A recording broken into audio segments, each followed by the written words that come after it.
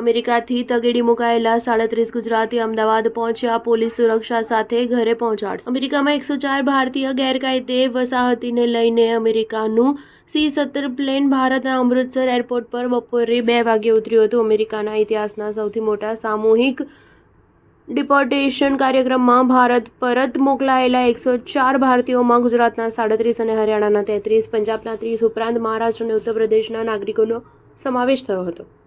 હવે ગુજરાતના 37 લોકોને લઈને એક વિમાન અમદાવાદ એરપોર્ટ પર ઉતરાણ કરી ગયું હતું અને હવે આ બધાને તેમના વતન રવાના કરવાની તૈયારીઓ ચાલી રહી છે। 37 જેટલા ગુજરાતીઓમાં ગાંધીનગરના 17, મહેસાણાના 10, સુરતના 3, અમદાવાદના 2, આણંદના 1, સિદ્ધપુર પાટણના 1, ભરૂચના 1, વડોદરાના 1 અને બનાસકાંઠાના 1 વ્યક્તિનો સમાવેશ થાય છે।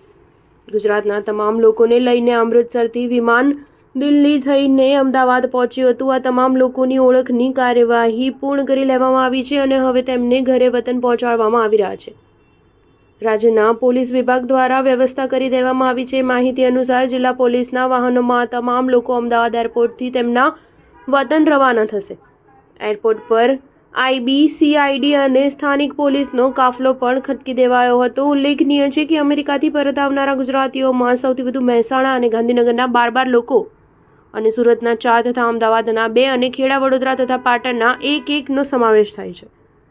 ટ્રમ્પે પરત મોકલેલા 104 ભારતીયોમાં 69 પુરુષ, 25 મહિલા અને 13 બાળકનો સમાવેશ થાય છે। આ બધા ભારતીયોમાંથી તે કાયદેસર રવાના થયા હતા, પરંતુ અમેરિકામાં ડંકી રૂટે પહોંચ્યા હતા। અમેરિકામાંથી ડિપોર્ટ કરીને લાવવામાં આવેલા ભારતીયોને મેક્સિકો-અમેરિકા સરહદ પર પકડવામાં આવ્યા હતા। ભારત પહોંચેલા લોકોની હાલમાં ધરપકડની કોઈ શક્યતા નથી, કારણ કે તેમણે કોઈ કાયદાનો ભંગ કર્યો નથી। હાલમાં 104 ભારતીયોને વિવિધ એજન્સીઓ દ્વારા પૂછપરછ કરવામાં આવી રહી છે। તેઓએ કોઈ ગંભીર ગુના આચર્યા છે કે નથી તેની તપાસ થશે। સ્ટાર ન્યૂઝ 7 હંમેશા સચ્ચાઈની સાથે।